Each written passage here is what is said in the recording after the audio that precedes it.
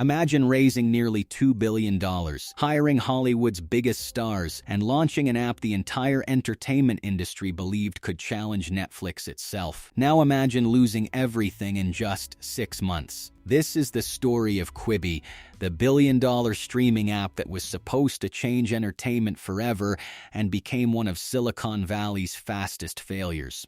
By the late 2010s, streaming had officially taken over Hollywood. Netflix dominated global entertainment. Traditional television was fading, and every major company wanted to win the streaming war. But audiences were feeling something new: exhaustion. Too many subscriptions, too many shows, not enough time. Executives believed the future of entertainment wasn't longer content. It was shorter, faster entertainment designed for modern attention spans. And that belief inspired one of Hollywood's most powerful producers.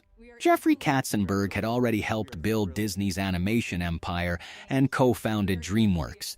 After decades of success, he noticed a major shift. People weren't always watching on TVs anymore. They were watching on phones, during commutes, lunch breaks, and spare moments throughout the day.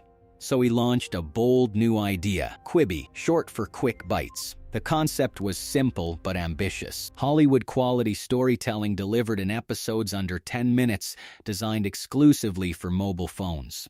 Investors loved the vision.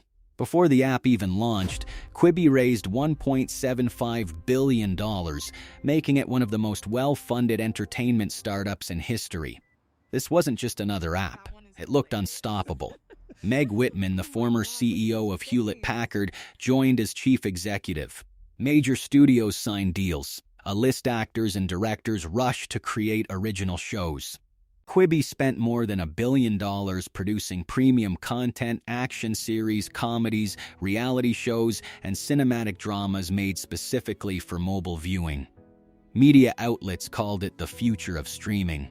And when Quibi finally launched in April 2020, expectations were enormous. But reality had other plans. Quibi was built for people on the move.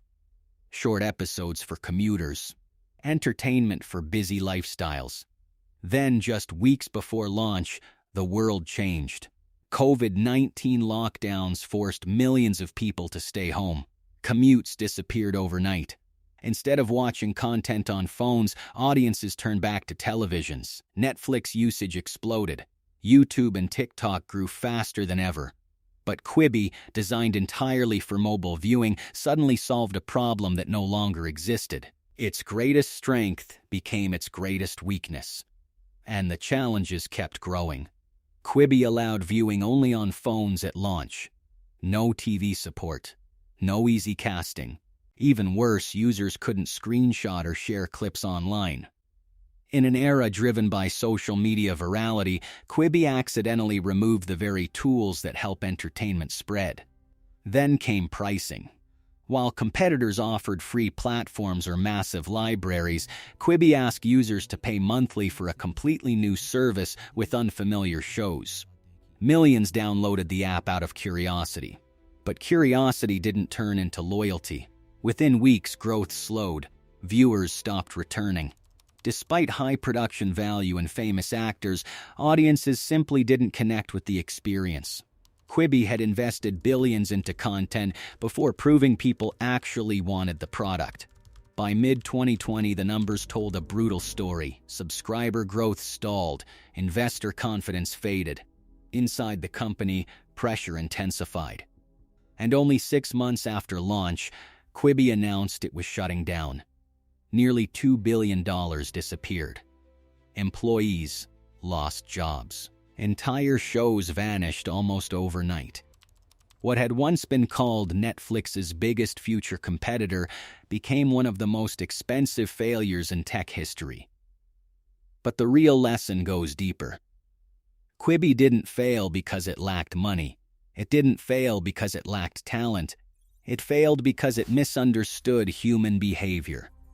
Technology evolves quickly, but human habits change slowly. The company built a platform based on how executives believed people should watch entertainment instead of how people actually wanted to watch it.